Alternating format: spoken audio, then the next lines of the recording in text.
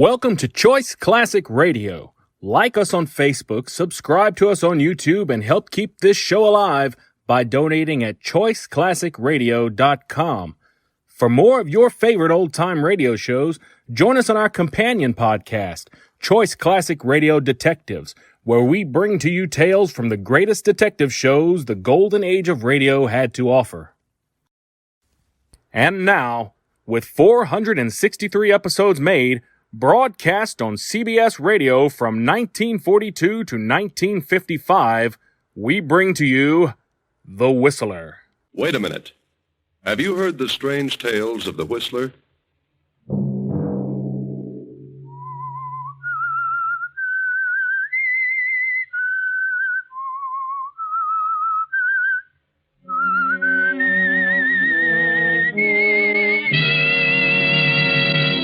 I'm the Whistler. You promised me that you wouldn't gamble again. You've broken that promise, and I won't give you another cent.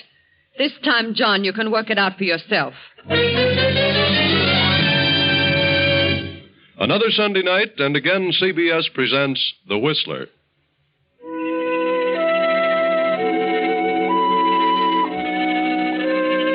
I, the Whistler, know many things, for I walk by night. I know many strange tales, many secrets hidden in the hearts of men and women who have stepped into the shadows. And so I tell you tonight the amazing story of Avarice. John Abbott lives in a vast house on the outskirts of town.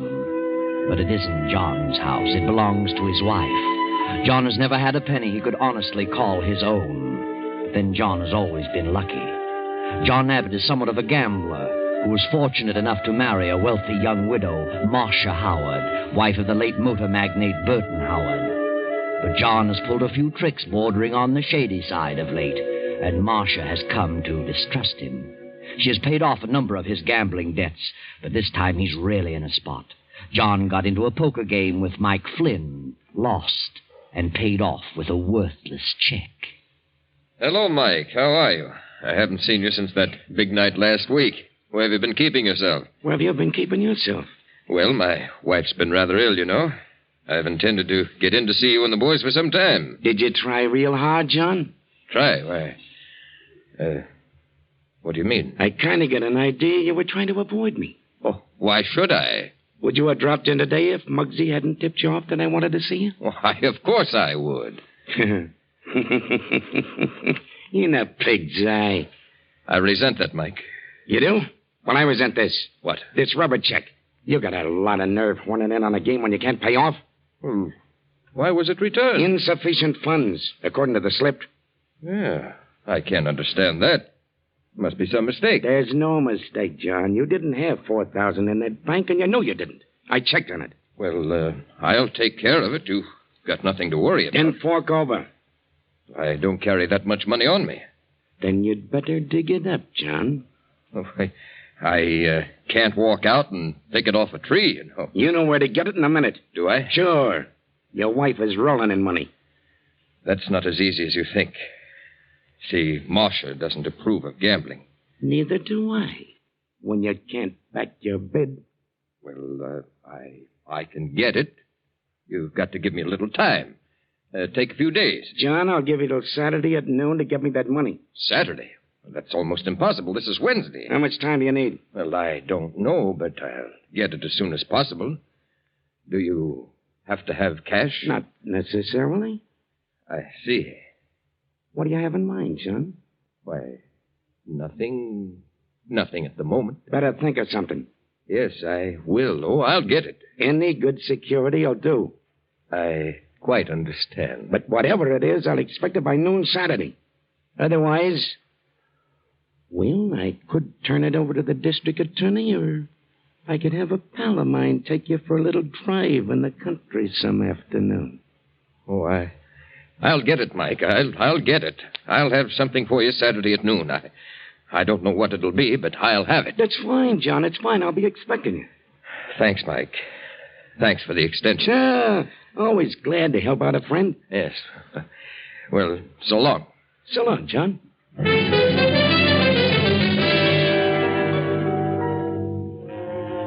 So John Abbott walks out of Mike's office and home in a deep fog, goes to his wife's room on the floor above, slips easily to the side of her bed. Marcia? Huh? Marcia. Oh, is that you, Nita? Were you asleep, Marcia? John. I'm sorry if I awakened you. What time is it? A little afternoon. Where's Nita? I haven't seen your sister this morning. She's around someplace, I imagine. What did you want, John? I wanted to ask you something. That is, well, I have a favor to ask. What's troubling you now, John? I hate to bother you when you don't feel well, but I need a little money. Money? What is it this time? Your brother again? No, it doesn't concern Alan. That's a wonder. How much longer is he going to stay here? I don't know. Is he so obnoxious? I can't understand why a young fellow like Alan should be content to do nothing. Oh, he'll get into something soon, dear. I hope so. What do you need money for, John? A note I had came due. What kind of a note? Just a note. I gave it some time ago. How much? $4,000. $4,000? Yes. Do you mean to say that you owe someone $4,000? I'm sorry, Marcia, but I do. When did this happen? Just a week or so ago. You've been gambling again. Do you realize how many thousands of dollars I've given you to pay off such ridiculous debts? Yes, Marcia, but you don't have to shout at me. Only a month ago you promised you'd never gamble again. And now $4,000. I didn't mean to get in so deeply, Marcia. I just dropped in to say hello to a few of the boys, and I had a few drinks, and before I realized it, I was in the hole. Don't blame it on a few drinks. All you need is a deck of cards. Oh, don't rub it in, Marcia. I feel badly enough about it. You do. You sit in on any game you like, regardless of the stakes, and expect me to always pay off. What do you think I am, the mint? Well, you're not broke, Marcia. It's no fault of yours. If I let you handle my money, I wouldn't have a dime. What did you give, an IOU? No, dear, I wrote a check. A check? Why did you do that? You have no account of that size and never did. Well, they wouldn't take my IOU. Who wouldn't take it? Were you playing with Mike Flynn again? Yes. You're a fool, John, an impossible fool. But that isn't the point, my dear. Will you help me? No, John. You promised me that you wouldn't gamble again. You broke that promise, and I won't give you a dime. You can work it out for yourself. Where would I get $4,000? Why don't you try working for a change? Well, I don't expect you to give it to me. I'll pay it back. You pay it back? Do you think I believe that? You act as though you were down to your last penny. What good does all that money do you anyway? What good will it ever do you? More good than it would ever do you. I might be able to get into some kind of business if I had enough capital. Business? You? Well, what's wrong with that? You talk as though I were a good-for-nothing loafer. You are. You and your brother. I'm sorry I didn't know that before I married you. And now your brother's hanging around here. And what for? Pretending to be in love with my sister. I don't like him, and you can tell him to leave. That's right. Get yourself excited over Have nothing. a good reason to be excited. You're not half as sick as you think. You have all the symptoms of a hypochondriac. Get out of here. Get out of this room. I'm going. And tell your brother that I... Marcia. Oh. Marcia. What's going on in here? What was Marcia yelling about? I don't know. She's fainted. She certainly can get worked up easily. You'd better call Dr. Manning. Very well. I'll call him from downstairs.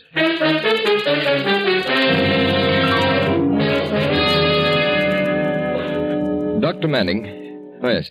This is John Abbott. I wonder if you could come over here. Marcia has had another spell. Yes. Very well. Goodbye. What happened, John? I don't know, Ellen. She gets excited over the least little thing. Yeah? What was she yelling about? Oh, I went in to ask her about something, and she blew up. What did you say to her? Why? Was it something about me? No, I needed a little money to cover a note. And I happened to ask her at the wrong moment. Note? You mean the check, don't you? Check? What do you mean? That $4,000 check you gave Mike Flynn? What do you know about that? I heard about it. So? You think she'll let you have the money? I don't know, Ellen. I rather think she will, eventually. What do you mean, eventually? You've got to have it by Saturday. Yes, that's right. Sure in a tough spot, John. I'd hate to be in your shoes. Why? Mike Flynn is a bad egg to fool around with. I know how to take care of Mike. I hope so. I'm going out for a few moments. I'll be back by the time Dr. Manning gets here. Okay.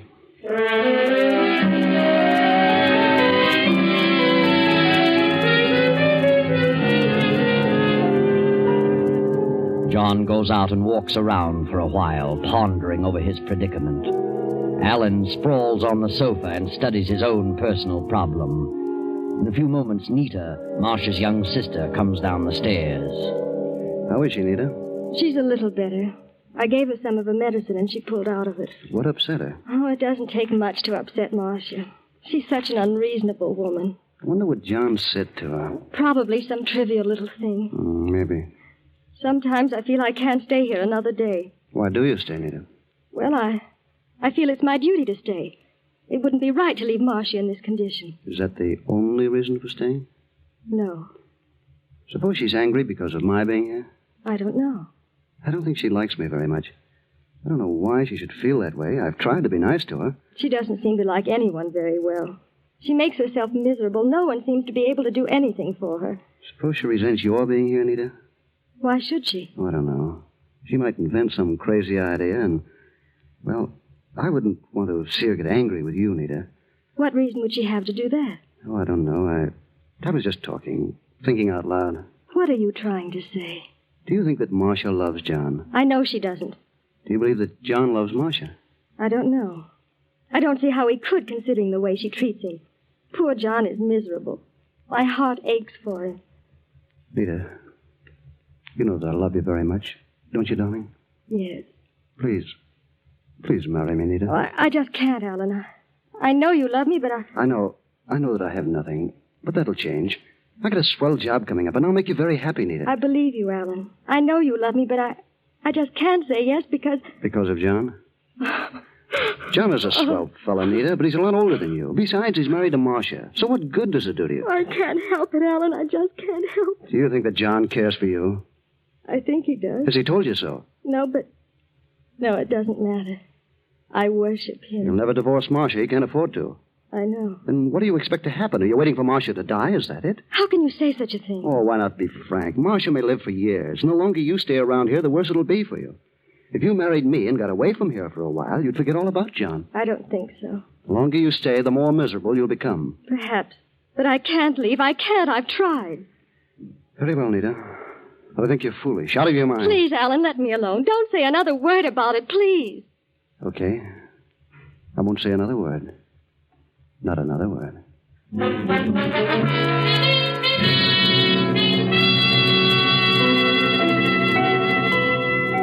Dr. Manning visits Marcia. John returns to the house. And now the doctor has come downstairs and asks John, Alan, and Nita to join him in the library. I want to have a little talk with the three of you. Yes? About Marcia? That's right. How is she, Doctor? She's much worse than when I saw her last. Worse? Yes. She's suffered some emotional upset. She can't afford to do that. Her condition is very, very serious. I've warned you before about the result of the slightest argument. I don't know what occurred this morning, but I warn you that another such occurrence will cost her life. Is she that bad? I'm going to be frank with you, John. For her own good, I had to tell her the truth. I think I should tell you. The truth? I doubt if Marcia will live more than a year. What? Yes. On the other hand, if she suffers no further emotional stress, she may live 2 or 3 years. Poor Marcia. I didn't realize it was that serious. I'm sorry to have to tell you this, but I feel that you should know all the truth. It is quite a shock, Doctor, but I appreciate your letting me know. Yes, we all do. Of course. Well, I must run along now. I want to have a few words with your housekeeper, Mrs. Simmons, about Marcia's diet. Good day, Doctor, and thanks for coming over. It's really serious. I thought Marcia was more or less of a hypochondriac. I really did. Yes, so did I. Well, this puts a new light on the situation. What situation? Well, I'm sorry I caused Marcia to become upset. Yes. We must be very careful from now on about what we say to her. Yeah, that's right. Very careful. All of us.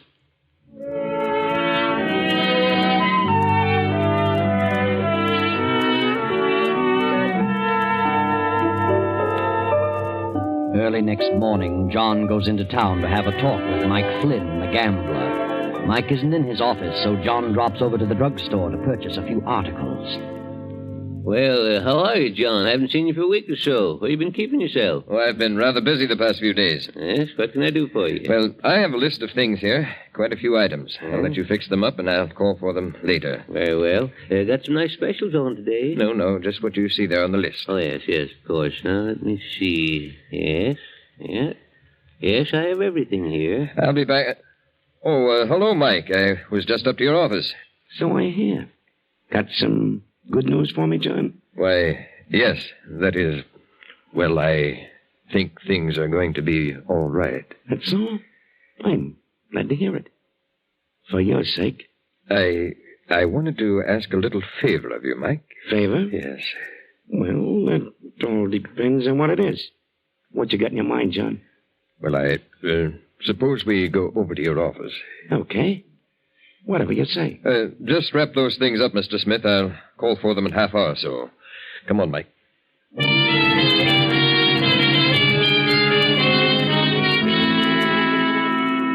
Then John returns home at noon. Now it is after 1. Lunch is over, and John sits at the desk in the library, lost in deep meditation. The library door opens and Nita slips quietly to John's side. John. Oh, yes, Nita. I didn't hear you come in.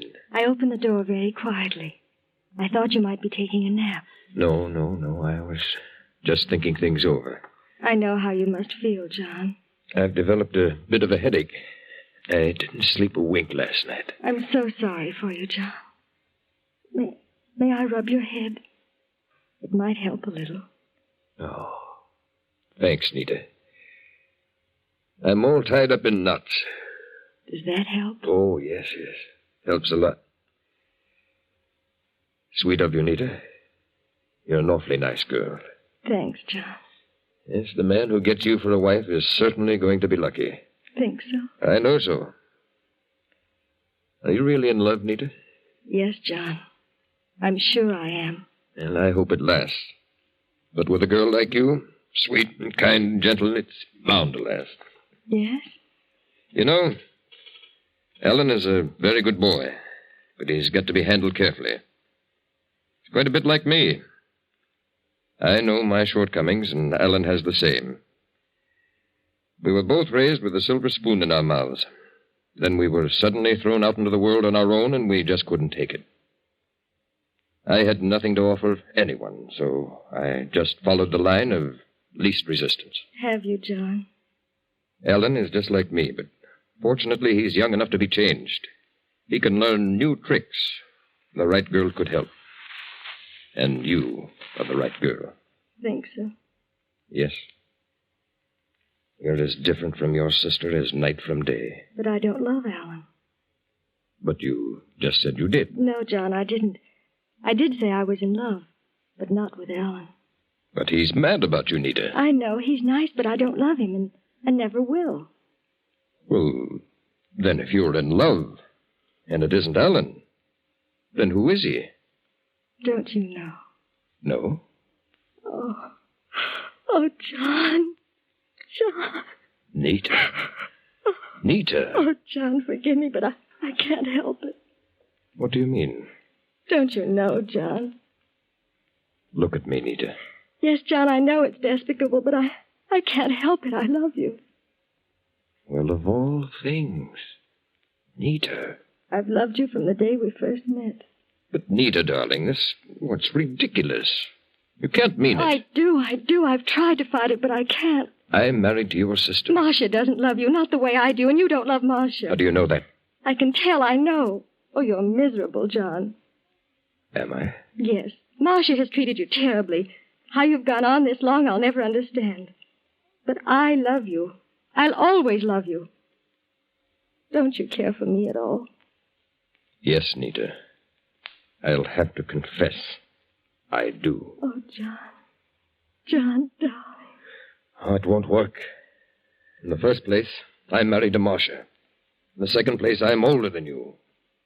In the third place, Yes? I'm in a spot. A very ticklish spot.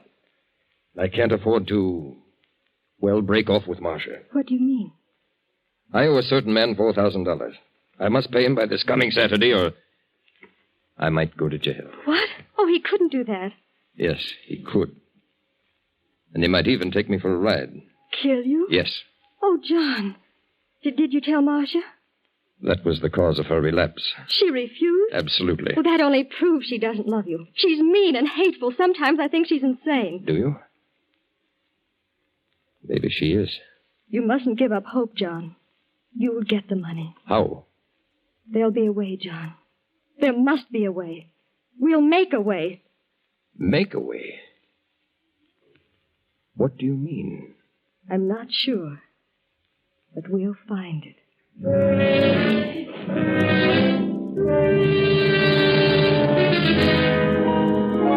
Then, a short while later, the housekeeper, Mrs. Simmons, comes to Marcia's room to take away the luncheon tray. Did you enjoy your lunch, Mrs. Abbott? I thought I'd pick up the tray and dishes. Well, ice cream. Where'd you get the ice cream? I didn't serve you any ice cream. Mrs. Abbott, are you asleep? If you'd wanted ice cream, you could have told me. Mrs. Abbott. Mrs. Abbott. Mercy on me, she's cold as... Mrs. Abbott! Mrs. Abbott! She's dead. She's dead. Give me the police, an ambulance, a doctor.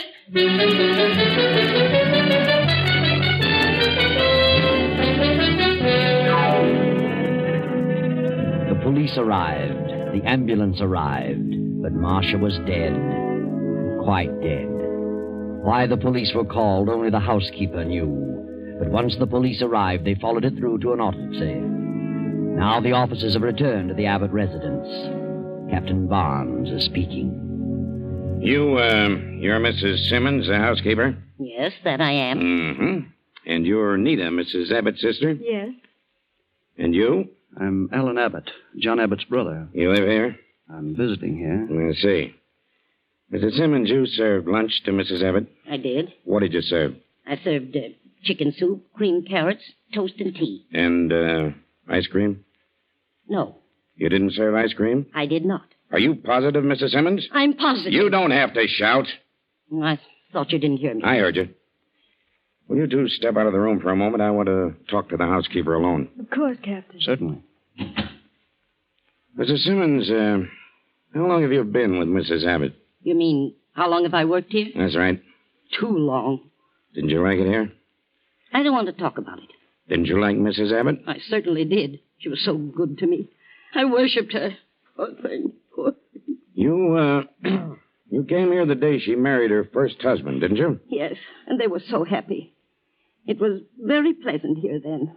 You mean there came a time when things ceased to be pleasant? Yes, that's what I mean.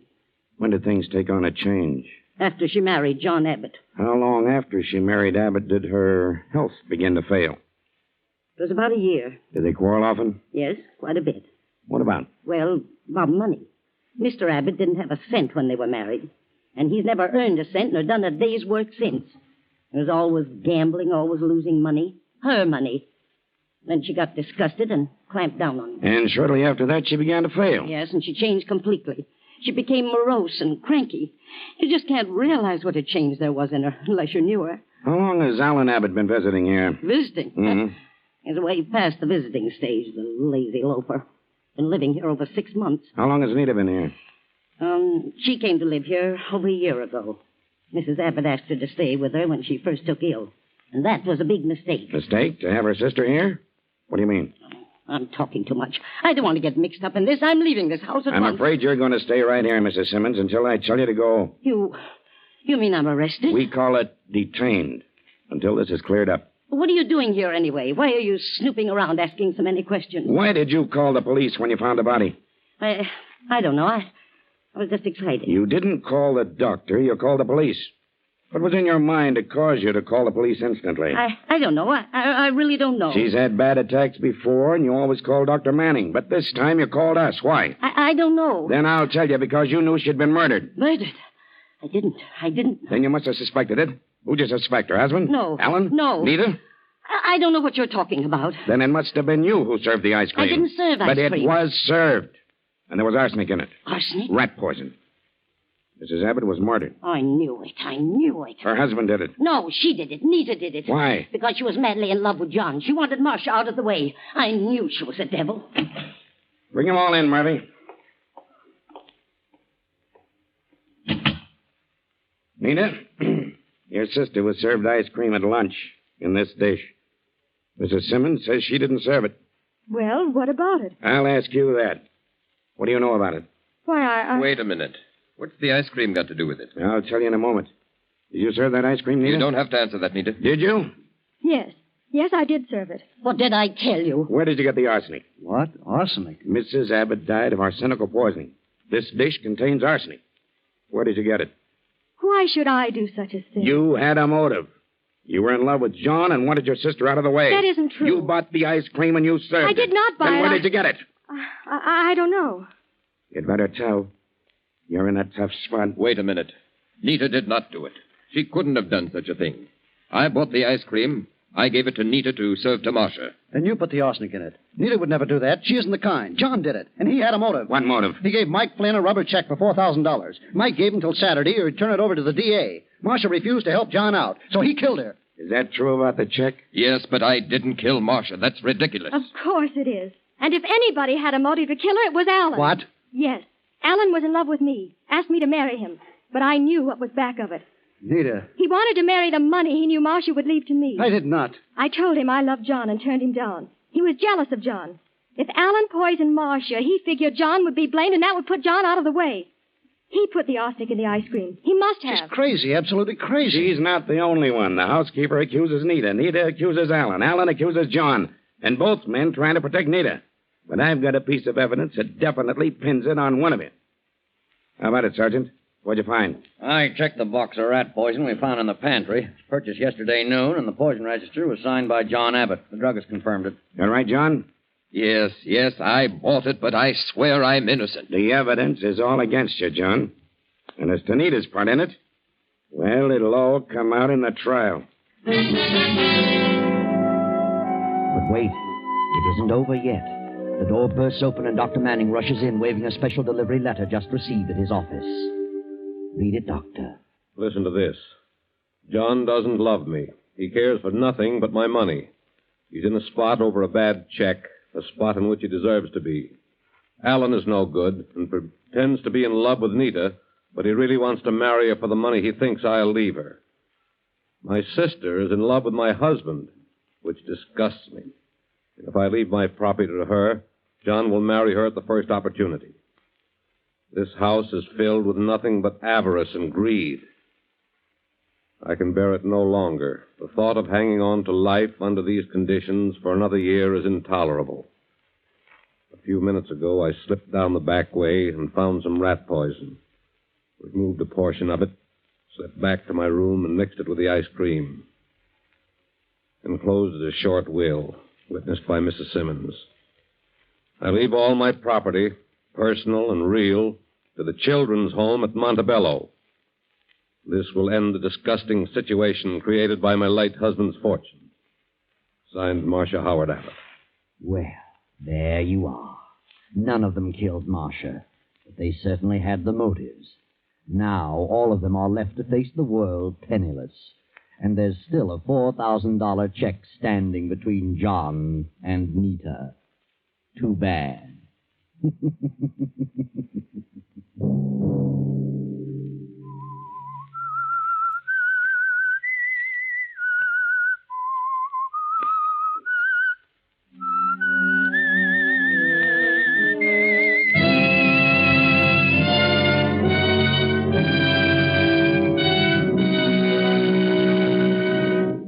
CBS has presented The Whistler.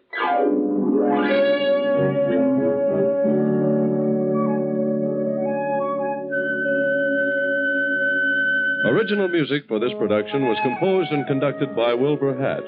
The Whistler is written and directed by J. Donald Wilson and originates from Columbia Square in Hollywood. Next week, same time, I, the Whistler, will return to tell you another unusual tale. Good night.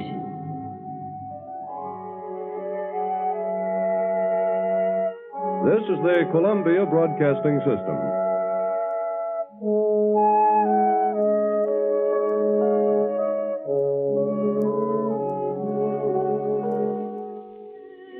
That concludes today's episode.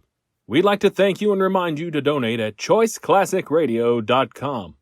Remember, your donations make episodes like this possible.